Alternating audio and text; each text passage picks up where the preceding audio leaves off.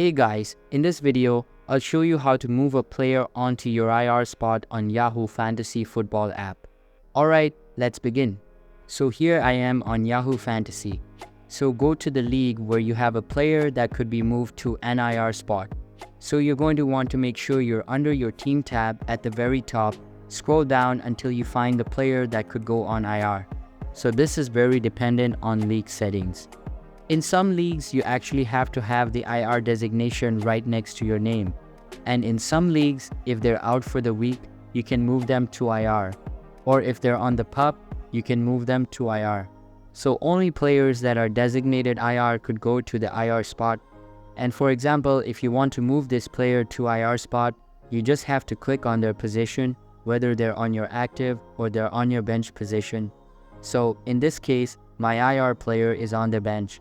So click next to their name where it says BN. And this is also how you move players from like active to bench or whatever.